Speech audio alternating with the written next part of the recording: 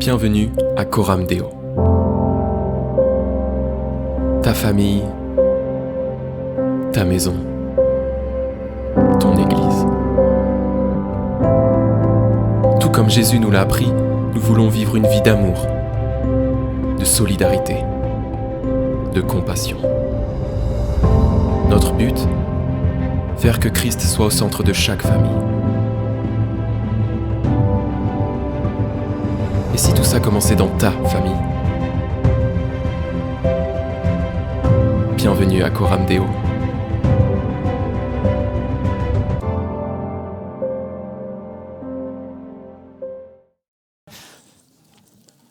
Ce matin, j'aimerais vous parler un petit peu de notre chemin. J'aimerais vous parler du chemin de la vie chrétienne, si vous voulez bien. C'est un chemin que vous et moi, normalement, pour ceux qui sont à Christ, on connaît. Peut-être certains depuis plusieurs années. Donc j'aimerais vous parler d'un chemin qui, selon Jésus, est un chemin étroit. Un chemin un peu resserré, dur, qui est pas facile, qui est l'inverse du chemin large et facile. Mais selon Jésus, ce chemin-là est un chemin qui mène à la vie éternelle. Et ce matin, c'est de ce chemin-là que j'aimerais vous parler. C'est le chemin de la vie, on le sait. Mais ce matin, le chemin sur lequel j'aimerais qu'on aille, il y en a peut-être qui sont déjà sur ce chemin, c'est le chemin de la sanctification. Ok, là, la déception s'est emparée de la salle. Il y en a, ils espéraient un truc un peu plus, je sais pas, un peu mieux, mais c'est tellement important. Tellement important, la sanctification. Et ce matin, j'ai vraiment envie de vous prendre en chemin, prendre sur le bord de la route. Peut-être que tu t'es arrêté dans ce chemin de sanctification. Et j'aimerais te dire ce matin, c'est peut-être l'occasion de redémarrer, recommencer à marcher sur ce chemin étroit, parce que ce chemin étroit il mène à la vie éternelle, et que si tu t'es arrêté sur ce chemin, tu ne vas pas arriver à destination. On est ensemble ? Alors, ce chemin dans lequel tout chrétien devrait marcher, c'est celui de la sanctification. Et j'aimerais un peu plus en détail voir quels sont les buts de la sanctification. Parce que Dieu nous demande de nous sanctifier, mais il ne nous demande pas ça pour rien. Dieu a toujours quelque chose derrière la tête. Dieu a toujours quelque chose à cœur lorsqu'il nous demande quelque chose. Et Dieu a un but pour ta vie lorsqu'il te demande de te sanctifier. Que tu le crois ou non, mais en tout cas, c'est ce que j'aimerais te faire réaliser ce matin. Pour bien commencer, simplement, qu'est-ce que la sanctification ? Sanctification, ça vient du mot « saint », ce qui veut dire le processus qui nous rend un petit peu plus saints à chaque fois. Okay ? Sanctification, on est un petit peu plus saint. C'est un chemin qui nous rend un peu plus saints.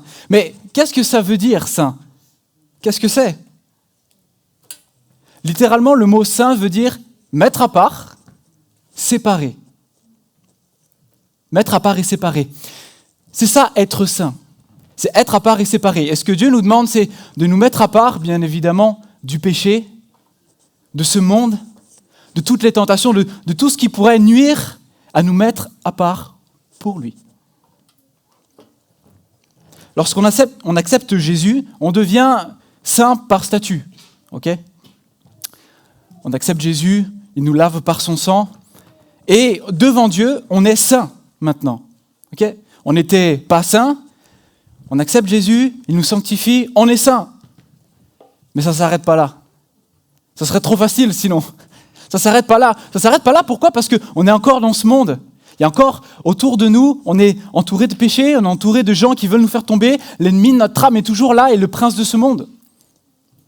Donc, Dieu nous demande de continuer ce statut qu'il nous a donné. Il demande de nous continuer dans cette séparation et cette mise à part d'avec le péché, d'avec le monde et de tout ce qui nous éloigne de lui. C'est ça, être saint, et c'est ça, la sanctification. Et si je vous parle de sanctification, le premier truc auquel on pense, c'est le péché. C'est vrai. C'est c'est bon, j'arrête de pécher, je ne retourne plus à mon ancienne vie, les addictions, les chaînes, tout ça, c'est brisé, c'est derrière moi. C'est bon. Je suis saint et c'est bon, j'attends, maintenant je vais au ciel. Sauf que, en réalité, la sainteté, c'est bien plus que le fait de ne pas pécher. C'est bien plus que ça. Bien plus que ça, et on va le voir un petit peu ensemble. Alors, pour répondre à notre question, quel est le but de Dieu à travers la sanctification pour nous, pour toi, pour moi aujourd'hui? Premièrement, le but de la sanctification pour ta vie, c'est que nous puissions lui ressembler. Que nous puissions être comme lui. Beaucoup d'entre vous, vous connaissez ce passage de Lévitique au chapitre 20 qui dit ceci. « Vous serez saints pour moi, car je suis saint. Moi, l'Éternel, je vous ai séparés des peuples afin que vous soyez à moi. Soyez saints parce que je suis saint. » Ce que Dieu est en train de dire, c'est que, soyez saints parce que je suis saint, soyez à mon image. Soyez comme moi. Reflète qui je suis. C'est ça que Dieu dit. Ressemble-moi, sois à mon image. Le terme le plus utilisé dans la Bible pour décrire Dieu, c'est le mot saint. Kadosh, en hébreu. C'est le terme le plus utilisé. Le mot qui décrit le mieux comment Dieu est et qui Dieu est, c'est saint. C'est je dirais, la façon la plus parfaite de décrire Dieu dans notre langage humain. Saint. Et ce que Dieu veut, c'est que tu sois à son image. Et lorsque Dieu nous a créés, il nous a créés à son image. Pas vrai? On était dans le jardin d'Éden, il a dit, j'ai créé l'homme et la femme, tous les deux, à mon image. Nous sommes créés à l'image de Dieu. Et non seulement il nous a créés à son image avec des émotions, le pouvoir de décider, tout ça, dans tout ce qu'on est dans notre être, mais il nous a aussi confié un petit peu de son autorité. Il nous a aussi confié de sa responsabilité. Il dira même à Adam et Ève, les premiers êtres humains, « Soyez féconds, multipliez, remplissez la terre, assujettissez-la, dominez sur les poissons de la mer et sur les oiseaux du ciel et sur tout animal qui se meut sur la terre. » En fait, Dieu dit, je vous ai créé à mon image, mais aussi le désir de mon cœur, c'est que vous puissiez vivre ce que je vis.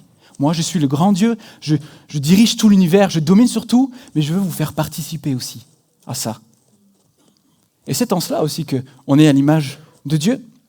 Dieu nous avait donné un royaume dans lequel on était censé le représenter et agir comme lui. Il nous a mis un peu comme des ambassadeurs sur la terre. Il a créé la terre, il a créé le jardin d'Éden, il y a placé l'homme et la femme, et il a dit maintenant, soyez comme moi, gouvernez comme moi, avec amour, avec justice, avec paix. Vous allez être mon reflet sur la terre, mes ambassadeurs. Mais on le sait bien, et puis on peut le voir aujourd'hui, c'est pas le cas. C'est pas le cas parce qu'un jour le péché est entré dans ce jardin.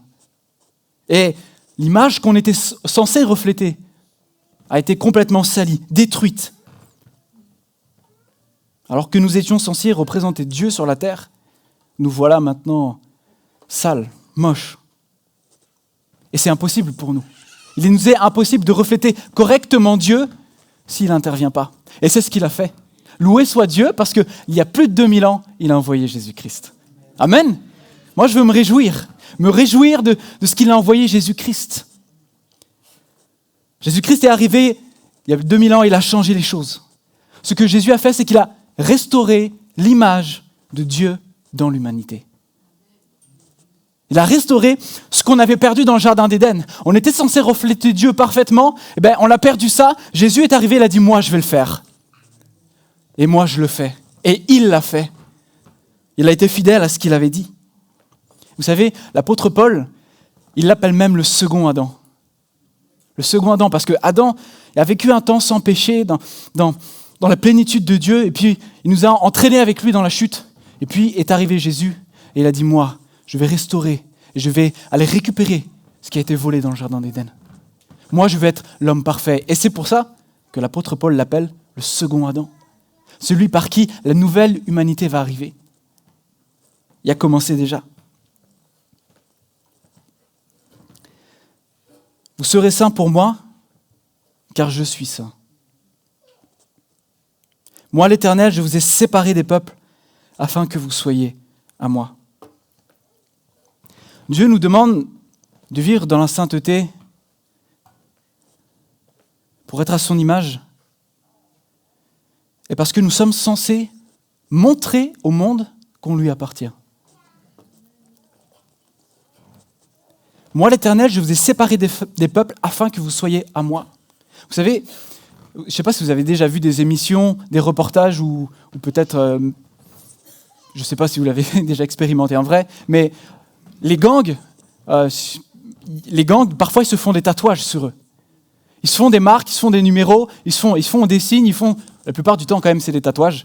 Ils font des tatouages et pour marquer leur appartenance à un clan, pour marquer leur appartenance à un gang, à un groupe. Et quand on voit ce gars qui se balade et qu'on reconnaît ce signe, on dit lui, il est de tel clan. Je sais, lui, il fait partie de ce gang-là. Je vais m'éloigner ou pas si je fais partie du même gang. Comment on sait ? Parce qu'il est marqué. Et tous les autres autour savent à qui il appartient. Je fais de la musique, je fais de la guitare, et parfois ça m'arrive de jouer en dehors de chez moi ou en dehors de l'église, d'aller en concert un peu en France et ailleurs. Et c'est comme ça que j'ai rencontré ma femme, d'ailleurs. Et donc ça m'arrive de voyager pour faire de la guitare, et quand je voyage avec ma guitare et mon matériel, justement je voyage avec mon matériel, et pour pas perdre mon matériel, j'ai imprimé une petite étiquette avec marqué Adam dessus. Et j'ai collé pour pas le perdre. Comme ça, si jamais je suis à l'extérieur, si quelqu'un tombe sur mon matériel, il sait que c'est pas lui parce que c'est marqué Adam. C'est exactement la même chose avec Dieu. C'est ce que Dieu veut faire. Et c'est dans le cœur de Dieu de faire ça avec la sainteté. Dieu nous marque de son sceau de sainteté et il te dit ce matin, tu es à moi. Tu m'appartiens. Et tout ce qui m'appartient doit être saint parce que je le suis. L'apôtre Pierre dira, mais puisque celui qui vous a appelé est saint, vous aussi soyez saints dans toute votre conduite. Vous aussi soyez saints dans toute votre conduite. En fait, frères et sœurs, nous ne devons plus ressembler au monde. On ne doit plus être comme les gens qui sont autour de nous. On doit être différents. Nous devons changer notre manière de penser, changer notre manière de parler, changer notre manière de réagir face aux situations. Nous devons changer notre manière d'interagir avec les gens parce que nous sommes séparés pour lui ressembler. Nous devons couper avec le monde et nous ne devons plus lui ressembler. Je me souviens que lorsque j'étais au lycée, j'étais à Christ et j'essayais au mieux que je pouvais de le représenter, de montrer que j'étais à lui. Et je me souviens un jour, alors que j'étais en train de faire la queue pour rentrer en classe, il y a un gars qui vient vers moi. Il me regarde comme ça, et me dit, toi, t'es trop doux, toi. Alors, premièrement, j'ai reculé de 2 pas, j'ai dit, ouais, c'est gentil, merci. Et je lui dis, pourquoi, qu'est-ce qui te fait dire ça ? Il me dit, mais parce que toi, quand il y a des problèmes dans la classe, tu réagis pas pareil que nous. Quand il y a des bagarres, quand il y a des insultes, tout ça, tu réagis pas. Et en fait, c'est ça que Dieu attend de nous. Parce que j'étais différent. Parce que à ce moment-là, j'étais censé refléter la nature de Dieu et sa douceur. Ce que le Seigneur attend de nous, par la sainteté, c'est que nous puissions montrer la différence et montrer que nous lui appartenons. Alors pose-toi la question. Est-ce que tu réagis de la même façon que tes collègues quand c'est difficile ? Est-ce que tu parles des mêmes choses dégoûtantes avec tes camarades de classe ou avec tes collègues ? Est-ce que tu t'allies à ceux qui font des blagues un peu trop insistantes et qui se moquent de la personne qui vient juste de partir de la conversation ? Est-ce que tu participes au commérage de ton chef, de celui qui est le dernier ? Ou est-ce que tu fais les choses différemment ? Est-ce que tu choisis de participer aux magouilles du travail, même si elles paraissent ne faire mal à personne ? C'est pas grave, je change juste 1 ou 2 chiffres, ça va. Il n'y a rien de mal, personne ne le verra. Ou est-ce que tu dis non, je choisis d'être saint, même dans mon comportement, même lorsque personne ne me voit, je choisis d'être intègre et de refléter qui Dieu est dans tout ce que je fais. Est-ce que tu choisis de dire la vérité à tes clients, même lorsque ça ne t'arrange pas. Nous devons nous dépouiller, frères et sœurs, de cette ancienne manière de vivre pour revêtir la nouvelle. Revêtir la nouvelle qui est celle de la sainteté, afin que le monde voie l'image de Dieu en nous. Grâce à Jésus, nous avons cette possibilité de dire non à toutes ces choses, de dire non au péché. Avant, on n'avait pas cette possibilité. Mais nous pouvons désormais vivre à la ressemblance de notre Dieu dans toute notre vie. Si tu marches sur ce chemin de sanctification et que si tu désires vraiment dans ton cœur lui ressembler dans tout ce que tu fais, eh bien, sache que, et c'est mon deuxième point, le Seigneur a quelque chose en réserve pour toi. Si tu marches sur ce chemin de sainteté, tu vas être utile entre ses mains. Amen. Quelle joie de savoir que tu peux être utile entre les mains de Dieu. Pourtant, il n'a pas besoin de nous. Et pourtant, si on marche dans la sainteté, on peut être utile entre ses mains. Écoutez ce que l'apôtre Paul va dire à Timothée. Dans une grande maison, il n'y a pas seulement des vases d'or et d'argent, mais il y a aussi certains qui sont en bois et d'autres en terre. Les uns sont des vases d'honneur et d'autres sont d'un usage vil et quelconque. Si donc quelqu'un se conserve pur en s'abstenant de ces choses, il sera un vase d'honneur sanctifié, utile à son maître et propre à toute bonne œuvre. Qui veut être utile entre les mains de Dieu ? Qui veut être utile entre les mains de Dieu ? Je pense que tout le monde d'entre nous qui avons accepté Jésus, on veut être utile entre ses mains, non ? L'apôtre Paul nous dit, les gars, ce secret, je l'ai percé pour vous, c'est la sanctification. Vous voulez être utile entre les mains de Dieu, être vase d'honneur ? Gardez-vous, soyez saints. Paul il parle à Timothée et il utilise une image ici. Il utilise l'image des vases. Et à l'époque, les vases, ce n'étaient pas des vases comme aujourd'hui. Vous savez, aujourd'hui, les vases, c'est quelque chose dans lequel on met de l'eau et on met des fleurs. Quand on reçoit quelqu'un, on dit « Ah, super, des roses !» Allez. Ouais. Puis on les met là, on les laisse une demi-journée, et puis après, pour les plus méchants, ils les jettent. Mais à l'époque, ce n'était pas ça, les vases. Ça, c'est aujourd'hui. En fait, à l'époque, les vases, ils servaient à la conservation de choses. Et en fonction des choses qu'on devait conserver, on utilisait tel type ou tel type de vase. Les vases en terre ou en bois servaient la plupart du temps à la conservation de grains, de blé, de denrées alimentaires ou ce genre de choses-là. Et puis les vases, comme dit Paul, d'or ou d'argent, ils servaient aux choses plus nobles. Très souvent, on y mettait du vin. On mettait du vin dans ces choses-là. En 1842, dans la ville de Tourdan, en Isère, on a retrouvé un vase en argent massif, qui date de l'époque romaine, qui s'appelle le vase des 4 saisons.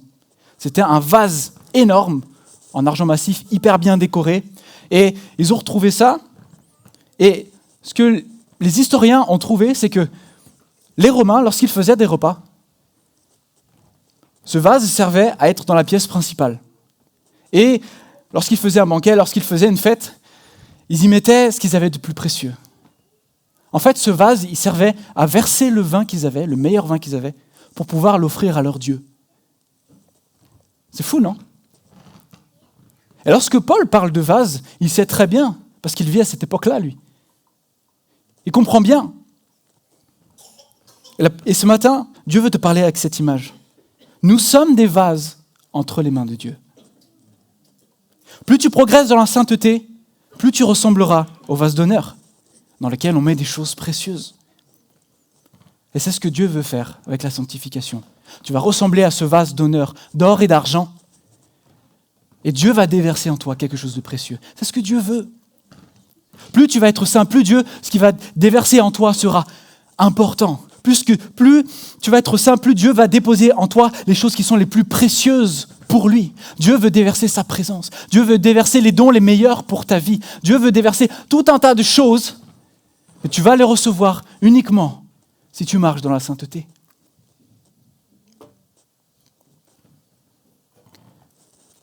Tu seras utile. Je sais pas vous, mais moi, quand j'invite des gens chez moi, je sors les meilleurs trucs, quoi.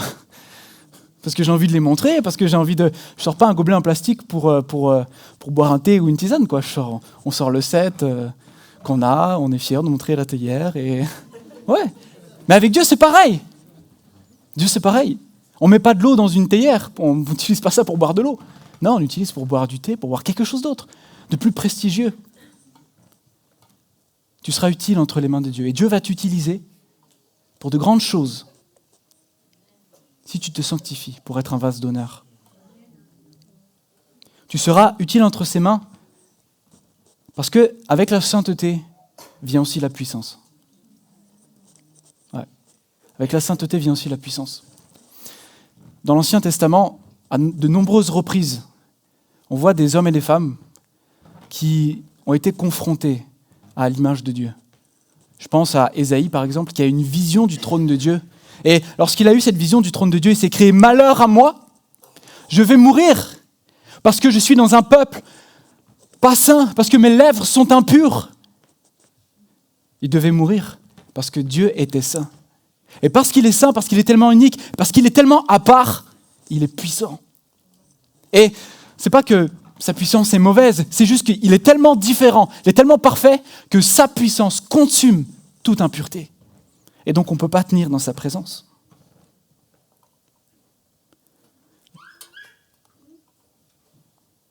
Avec la sainteté vient aussi la puissance. Lorsqu'on a fait nos études de biblique avec Marie, à un moment donné, on a fait un cours de démonologie. Et il y avait ce pasteur Samuel Peter Schmidt qui racontait un peu des anecdotes qu'ils avaient vécues. Et il raconte l'anecdote de son père, Papa Jean, celui qui a fondé l'église de la Porte Ouverte à Mulhouse. Et il dit qu'un jour, il était avec un frère, il était avec un frère et il est contacté parce qu'il y a une dame qui est tourmentée par des démons. Cette dame est possédée. Alors, ils ont dit, on va appeler Papa Jean, il va venir, et on va prier ensemble et on va pouvoir vivre la délivrance. Alors, Papa Jean, il y va et il fait venir ce frère avec lui, un frère de l'église qui était impliqué, qui était là. Et ils arrivent sur le lieu de là où se trouve la dame et ils commencent à prier. Puis ils commencent à prier et vous savez, parfois, les démons parlent. Parfois, non, mais parfois les démons parlent. Et alors qu'ils ont commencé à prier, le démon a commencé à parler. La personne elle s'est tournée vers... Elle a regardé Papa Jean, puis elle s'est tournée vers la personne qui était avec Papa Jean. Il lui a dit, « Qu'est-ce que tu fais là, toi? Pourquoi tu es là, toi? Qu'est-ce que tu vas me faire? De toute façon, tu trompes ta femme. » Vous imaginez Papa Jean... Je me retrouve avec deux trucs, là, c'est pas possible. Une possédée, et puis un mec qui vit dans le péché et qui est censé être mon coéquipier. Le démon sait très bien que cet homme-là n'a aucune autorité sur lui. Parce qu'il vit dans le péché.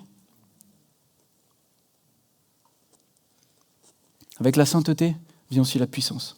Et vous savez, je fais une petite parenthèse, mais le monde spirituel nous voit. Les démons, ils vous connaissent très bien, ils savent très bien.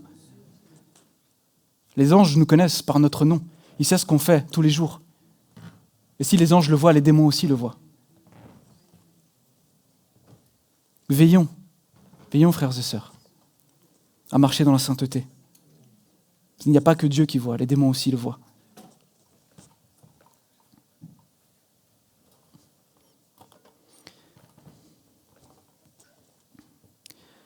Vous savez, parfois, j'ai l'impression que dans les églises, on ne vit plus la puissance de Dieu. Et je suis convaincu que c'est parce qu'on a un manque de sainteté. Parfois, on fait des compromis avec le péché. On fait des espèces de petits deals. Ouais, Seigneur, ça, d'accord, pour l'instant, je veux bien faire ça, mais le reste, non. Bon, ça va, Seigneur, c'est un petit péché, ça va, c'est rien, tranquille. Et puis, on s'habitue. Et puis, on ne se rend même plus compte, mais on perd la puissance que Dieu nous a donnée. Parce que dans la sainteté, il y a une puissance. Je crois que notre génération a besoin d'hommes et de femmes qui choisissent de vivre dans la sainteté pour pouvoir manifester la puissance de Dieu autour de nous. si tu veux ressembler à ce vase d'or et d'argent, utile pour le Seigneur, alors marche dans ce chemin étroit de sainteté. Et je t'assure que tu seras utile. Dieu va te conduire. Il saura t'emmener, t'en fais pas.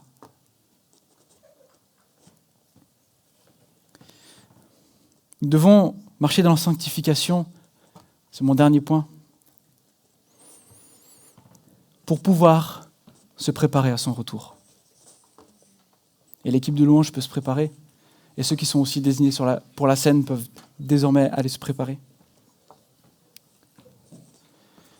Le but de Dieu pour la sanctification, c'est que nous puissions être prêts lors de son retour. Amen. Combien attendons le retour du Seigneur? Pas tous, c'est pas grave, ok. J'espère que ça va changer. Vous savez, quand j'avais un prof qui nous disait, il nous disait quelque chose, on faisait des cours d'eschatologie, et il nous disait, vous savez, une église qui attend activement le retour du Seigneur, qui s'attend réellement à ce que le Seigneur revienne, même si on ne sait pas quand est-ce qu'il va revenir, mais qui s'attend, qui vit avec cette espérance-là, c'est une église qui est active, une église qui agit, une église qui sait qu'on n'a pas de temps à perdre, une église qui est active dans la vie de chacun des membres. Quand tu sais que Jésus va revenir, wow, ok, vaudrait mieux que je me prépare, non? Mais aussi dans l'évangélisation, dans toutes sortes d'œuvres bonnes pour l'évangile. Et cette parole-là, ça m'a trop touché. Je me suis dit, mais c'est tellement vrai. C'est tellement vrai.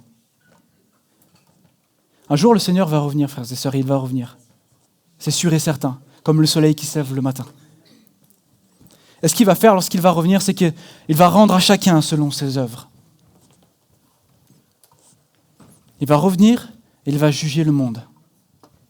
Et pour l'instant, on est dans le monde. Il va juger le monde, mais il va nous juger nous aussi. Vous ne vous trompez pas.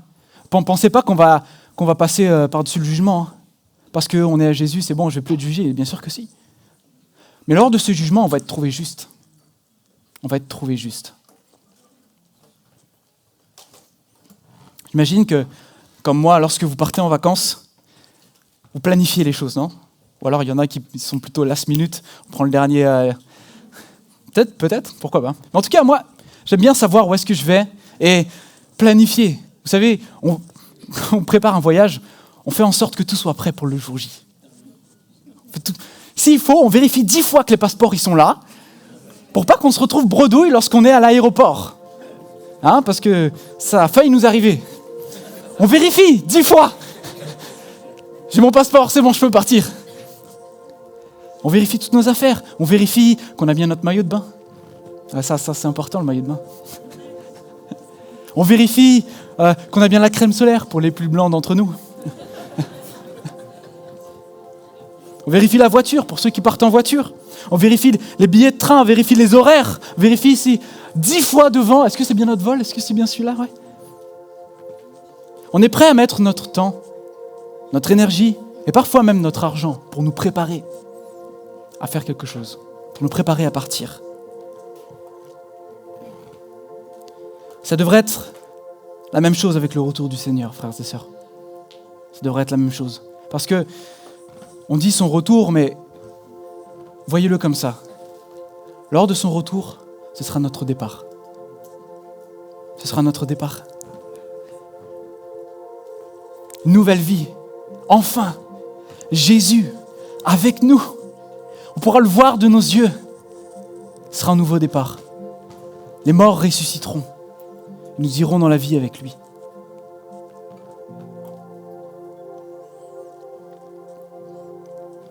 Jésus dit dans l'Apocalypse 22 que celui qui est injuste commette encore des injustices et que celui qui est sale se salisse encore. Mais que le juste pratique encore la justice et que celui qui est saint progresse encore dans la sainteté. Voici, je viens bientôt et j'apporte avec moi ma récompense pour traiter chacun conformément à son œuvre. Le Seigneur va venir rechercher son Église. Que celui qui est saint se sanctifie encore. L'auteur des Hébreux nous dit travailler à la sainteté, parce que sans la sanctification, nul ne verra le Seigneur. Vous voyez, c'est ce que je vous disais au début sur le chemin. Si on ne travaille pas, si on ne marche pas sur ce chemin de sanctification, on n'arrivera pas au bout de la vie éternelle.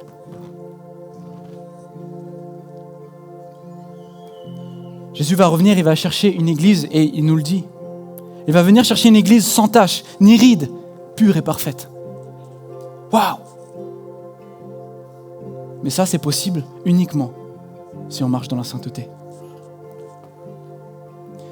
Il ne va pas revenir chercher ceux qui commettent l'iniquité, mais il va revenir chercher ceux qui travaillent à la sainteté. Que celui qui est saint progresse dans la sainteté. Et une autre version dit que celui qui est saint se sanctifie encore. Autrement dit, continue. Je t'en supplie, ne t'arrête pas là. Continue. Il y a du chemin encore. Et plus on va marcher dans la sainteté, frères et sœurs, encore, plus le retour du Seigneur se rapproche. Parce qu'il vient chercher une église pure, sans tache, ni ride. En se sanctifiant, en fait, ce qu'on fait, c'est qu'on prépare le chemin pour la venue de Jésus. Donc si tu veux que le Seigneur vienne, sanctifie-toi. Sanctifions-nous. Parce que son désir, c'est que nous puissions être prêts lorsqu'il va revenir.